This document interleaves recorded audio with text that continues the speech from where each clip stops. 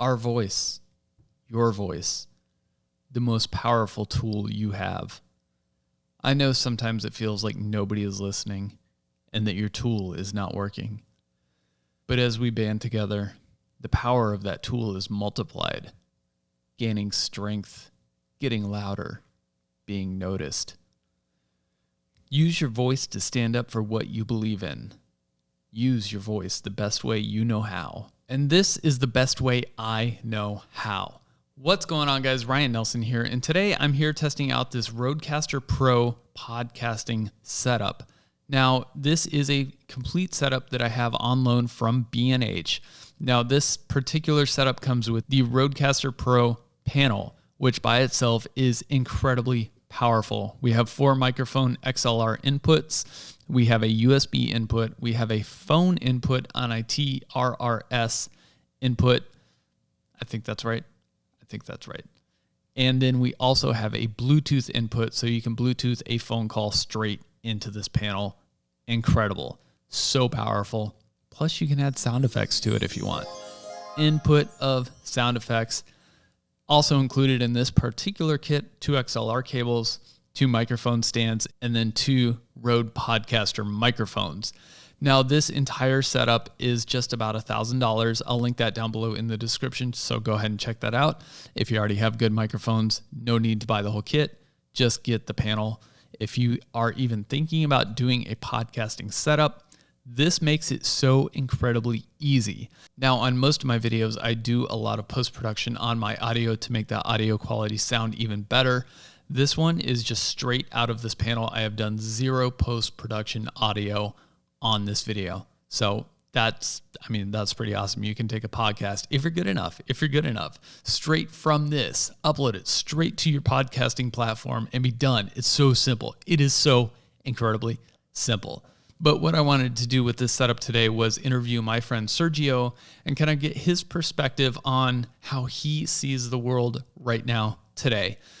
I know he looks at the world very differently than I do. He grew up very differently than I did, very different circumstances. And Cergio, honestly, is one of the best people I know. He's incredibly creative. He's incredibly talented and incredibly smart. He's just overall a wonderful human being. I'm so glad I met him a few years ago. So Cergio, why don't you go ahead and introduce yourself to those who don't know who you are, and let's get this conversation going. Absolutely. Thank you very much, Ryan, for having me here. I'm Cergio, originally from Chicago. As some of you may notice, the Chicago flag on my shirt here. I came to Phoenix, Arizona, about 7 years ago in 2013. I am an engineer who will be transitioning back into education this upcoming year. I'm also a maker. I have my own small laser cutting business, Wood Could. Where can you find that? Wood Could. How do you find you online? So actually, I am in a couple of stores here in Phoenix. One Practical Art, Made Art Boutique, Grand Project Shop. We're in Changing Hands Bookstore. We're at quite a few stores here in the Valley. My Instagram is wood.could, and I am also working on a website now since the quarantine has happened and kept me at home. I have started working on a website, so that web address is www.wood-could.com. So how's quarantine been treating you, and then moving into the Black Lives Matter movement? How's that all piled up on you, and how's that affected you and your family? That is a lot. With quarantine, started off, with COVID just hitting and, us not knowing much about it, with me having family members who are at high risk. My mother-in-law, my nephew was born 3 months early. I decided to take time off from work on my own just to make sure that I'm doing everything that I could to keep my loved ones safe, that I'm around. So I took off about the first 2 weeks from work. And right after that, my job furloughed about 90% of the company after that. So honestly, it turned out to be a really good situation. My nieces and nephews, of course, they were out of school. So my wife and I, we took the responsibility of pretty much holding school with my nieces and nephews for the most part, until my niece got tired and she wanted to go back home. That's a big responsibility and a lot of work. So. It is. But my wife's a teacher, and so the other major thing was during this quarantine, I decided that I was able to do a lot of thinking and reflecting on what I wanted to do with my life. I know, and this was before George Floyd. Yes, and this is just quarantine where you're getting into this. This is just quarantine. Yes. So my wife and I talked a lot about it. So I recently graduated only 2 years ago from ASU with a degree in engineering. So I've been working as an engineer for the past 2 years. And the whole quarantine, or just I would say COVID, the pandemic, when the pandemic hit, it helped me do some major reflecting. And I decided, just looking at the different small businesses, the local businesses that I work with, Changing Hands Bookstore, Practical Art, and watching them really do everything they could to make sure that their community was still provided for, trying to still make sure that they paid their employees even though their doors were closed, really helped put things into perspective for me. So I feel like I could do more than working as an engineer. So I decided that I wanted to go back into education. So after that, I applied at actually one place. So I'll be teaching 5th grade next year. So I made the decision to get more involved in the community and become a teacher. That's amazing. Getting back into teaching, I guess, what are your thoughts on, funding for teachers versus funding for police? Because I never realized how well the police were funded until, seeing every city and every state has just troops of riot gear police just decked out head to toe and all this battle equipment. Yeah. Well, meanwhile, teachers are having to buy their own equipment to bring in to teach school. There's something very fundamentally wrong with that. Absolutely. So, is that something you've thought about, or how can we as a society put more into education and less into fear? Absolutely. I think this is something that was more became more of a constant thought after the murder of George Floyd. I mean, I know that police are heavily militarized. I didn't know to what extent, I didn't know how many dollars are given to police every year, but I think you hit the nail on the head when you mentioned, police has heavy riot gear, but teachers have to buy their own paper in a lot of the schools across America. And it's a clear disproportionate imbalance in how funds are allocated. I was just talking to my wife about the school to prison pipeline and how students as young as in the 3rd grade, I believe that's 8 years old, as young as 8 years old, they're already predicting based on if a student can read or not, or how well a kid can read. They're doing studies to show how that student will likely end up in prison. And, I think we have to consider that this larger system was designed in this way to benefit certain people and to oppress others. And it's finally starting to come to light for a lot of people, I think, in the United States. But the militarization of the police, this is another thing. My wife is a history teacher, so we have a lot of thoughtful conversations, and she's enlightening me every day. But the militarization of the police came as a result of protest and the civil rights movement during the 1960s. But as far as how funds are allocated, I think that we really do need to take a deeper look at how where our tax dollars are going. I think as a community, we need to really get involved with our local politics. We need to be aware of who are the decision makers. Who if we're going to protest, we need to really show up when it's time to come and vote. We need to make sure that the right people are elected into offices that represent our beliefs as a people. And I think overall, if we look at what's going on across the world, I think it's clear that the majority of us are on the right side of change. But I think we need to just make sure that is reflected in the polls when it's time to vote. Sure. Now, you mentioned the majority of us being on the right side of things. And, in the past couple of years, there's been, Trayvon Martin, and I know there's a few others. Several. Yeah. Don't know their names off the top of my head. So when I look at that, I see just like a bad apple here and a bad apple there, and maybe just a bad situation. I don't really know all the details of that. But I think since George Floyd, this has really brought a lot to the surface and a lot of attention to how bad the racism is in this world. And personally, I grew up in Atlanta, a very, very diverse culture. So I never looked at you as black. I never looked at you as white. I never looked at my neighbor as Mexican. They were just people. To me, you're just people. And now, as a white person, I feel like this is making me look at you as a black person, as you as a white person. And I don't necessarily like that, because I have to see that color now, but I don't know if that's a good thing or a bad thing, or how personally I should take that. And I don't know if that's the same for you. I don't say my black friend Serge. I say my friend Cergio, because you're just my friend. Yeah, absolutely.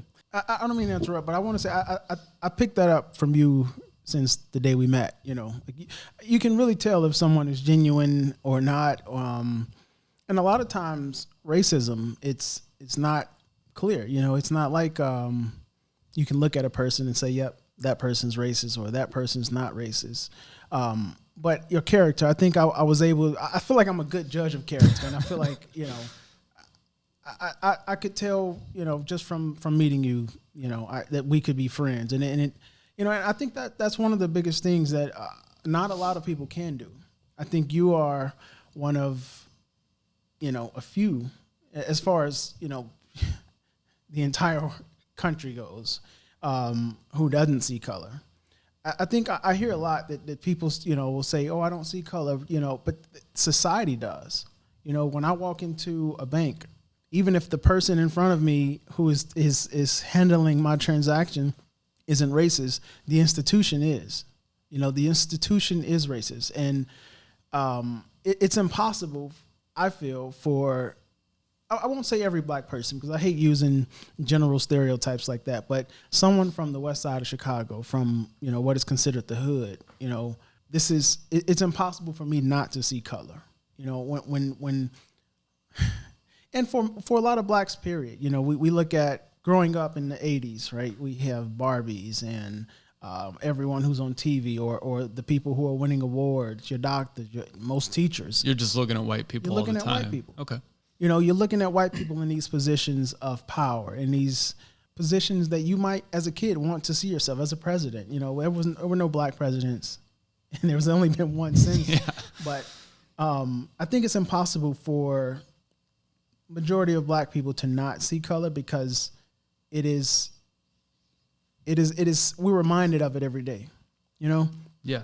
We're targeted by the police. I remember growing up, one of my very first interactions with a police officer, I can remember situations where others were involved directly, and I would witness them as a bystander and can't do anything, just have to keep my mouth quiet. Well, at least nowadays you can take out your phone and record it if something does go down. So I would say most of the time you can, but even now, sometimes the police will take your camera and break it. So, like I said, I grew up in one of the rougher parts of Chicago, west side of Chicago. If anyone is listening from Chicago, I grew up in K-Town, and you can probably Google it, but it's not a lot of opportunity, in K-Town, in Chicago, on the west side. Drugs were rampant. Alcohol, liquor stores on the corners, not really... food deserts, essentially, places where you can go into the store and you can get your alcohol, you can get a couple of bag of chips, but you won't see any fresh produce. You won't see any vegetables, anything like that. So grew up in a very dilapidated area. And one day, so I want to just put this out there. I was an honor roll student in the 5th grade. So this is in 5th grade. I was maybe 10 years old in the 5th grade. And I'm just after school with a couple of my friends, maybe 5 of us in total. And the police pull up to us in a very aggressive manner. It's almost as if they were going to hit us. What were you doing at this point? I believe we were walking down the street. Okay, just walking down the street, going from point A to point B. But and this is the thing. The police see that as 5 young black men walking down the street, not 5 kids playing in their neighborhood. Mm-hmm. They see this. So it's impossible for me not to see color, right? So the police, they get out and they aggressively have us get on the ground, put our hands behind our backs, and they handcuff all 5 of us. Dang. So I'm livid. I'm pissed. I'm literally fuming from my ears. I'm crying, just very frustrated at this. I'm not breaking any laws. And you're 10. I'm 10. Jeez. A female officer. She didn't appreciate my anger or my frustration, and she slapped me. Told me to shut up. Wow. Slapped me and told me to shut up. And it's like, what can I do? I don't have money for a lawyer. My parents are not doing well. We're in a 1-bedroom apartment with 4 kids. She was a single mother. And it's impossible for me not to see color. And I think that was the original question, right? No, that's horrifying, actually. You're a 10-year-old kid. I don't know. I've heard recently that, little black kids get the watch out for the police talk. Is that something you ever got? I did not. Okay. I didn't know that was a thing. It is a thing. So I will say I didn't get that talk, but I did have that talk with my nephew who is going to 6th grade right now. Yeah. And I should have gotten that talk. I will say it wasn't in a formal way. It was just, when you see the police, you need to be quiet and, not give them attitude. Just do what they say. So I did have that talk, but when you asked that question, I thought about the talk that I had with my nephew, which is very different. It's now, I want you to make sure that you don't do anything that will cause you to potentially lose your life. So I didn't have that conversation, but I saw it growing up. Yeah. I asked questions. Wow. So one of the things that comes to mind is it's hard for anyone to look at the perspective from someone else's shoes, if you haven't really been in those shoes. My issue that I have is black people have been speaking up about this for so long, and it's as if our voices have been ignored or silenced or just discredited, as if we're just making this up. We're complaining about our socioeconomic. It reminds me of the "we need to pull ourselves up by the bootstraps" comment. It's we haven't been quiet about it. It's just now you have more people listening, it feels like. Well, I think honestly, I really believe that the way that George Floyd was murdered made a significant difference. I've heard this referenced as a modern day lynching, and that is exactly what it was. The life was sucked out of him slowly by this cop who casually killed him with his hands in his pocket. I can't remember. There was a town hall that I was listening to, and the person speaking made the reference how his glasses never moved from on top of his head. He was so calm in killing someone, his glasses never moved from on top of his head. Wow. And I think that image of having this police officer who knew he was being recorded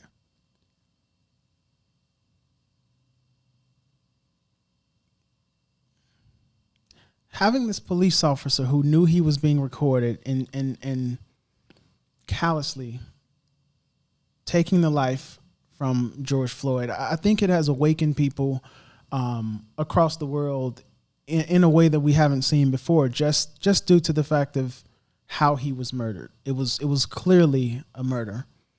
And this one is undeniable. There is nothing, you can't say, oh, well, he reached for my gun, or that's what I'm saying. He was lifeless. He even beyond the point of him being handcuffed and under control, this officer sat with his knee on his neck while other officers watched it happen and even shielded him from people who were trying to intervene. So I think this one in particular it's undeniable what the motive is. We've been saying it for so long, and if we look back in history, the policing system came from slavery. It was created to. There's a documentary. It's called Slavery by Another Name. Highly recommended.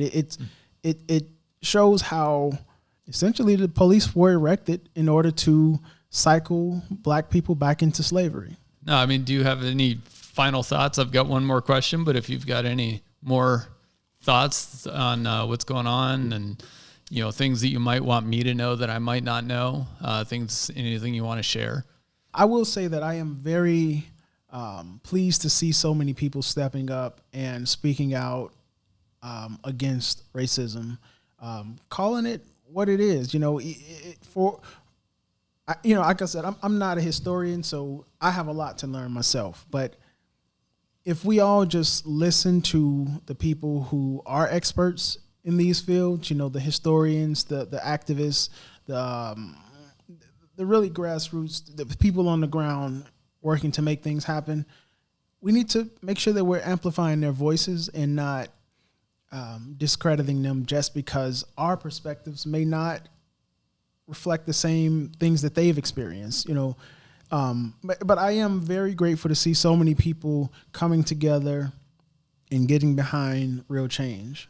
And we need to really recognize that this is not a black and white thing. It's not black and white. This is good versus evil. And the United States has been built on that. And it's hard for us to hear and wrap our minds around that, because this is the country that we've been raised to believe in. But there are Americans, there are people just like you and I who are suffering on a daily. So I wanted to wrap up with one more question, and it actually stemmed from a video I was watching earlier today. Like I said, I've been trying to watch more, black creators and get their perspective on what's going on in the world, see their feelings and, know how they interact with the world. And, one of them I was watching the other day, it was like, every time I leave, I always wonder if I'm going to make it home alive tonight. I'm like, that's very serious. Yeah. But the one I wanted to ask you was from this guy. He was talking about, he's a very light-skinned black man, and he was like, am I black enough? Because he's had black friends tell him, you ain't black. Yeah. That's how he put it. And you ain't black. Have you ever had that as a lighter-skinned black man? It's something that's has been joked about for sure. Me being lighter skinned, I've had friends call me white, or say white boy, and I don't joke around with that. It's I am a black man, and recently I did I got my genetic results back, so I know for sure now that I'm 76% black or African, and 22% European. So I am, race is a very interesting social construct that has infiltrated honestly, I believe it has brainwashed all of us to an extent. Because technically I am a mixed race person, and most of us who are living right now in 2020 are, but society says you are black if you have a drop of melanin in your skin. I have had people who say, you're white or light skin, make light skin jokes. So it goes to show the depth that racist ideas have infiltrated the thinking of our people, as a whole, blacks, whites. Yeah. No, Sergio, I really appreciate you coming by and sharing all your thoughts and getting your perspective on the world and everything that's going on. You know, the more we know, the reason I wanted to do this was to have a conversation with you, to understand your side of things. I think if more people in the world just have a conversation with people they like, people they don't like, you know, you probably find that you actually like a lot more people. It's just have a conversation with somebody. I'm a firm believer, and it's hard to not like somebody if you've had a conversation with them. I think we are a lot more alike than we are different. For sure. And, you know, I appreciate you for having me here. You know, I think you're doing a great thing by just having a conversation, listening. You know, if you really want to learn the perspectives of others, have a conversation. So true. Well, that's what we have for you today. I really hope you like this conversation. This is a little bit long for my channel. I hope you stuck around and watched this. If you did, do me a huge favor, hit that thumbs up button down there, hit that subscribe button if you want to see more of this. I want to do more of these conversations. If you like that, put a comment down below. Let me know what you thought, and I will see you guys next time.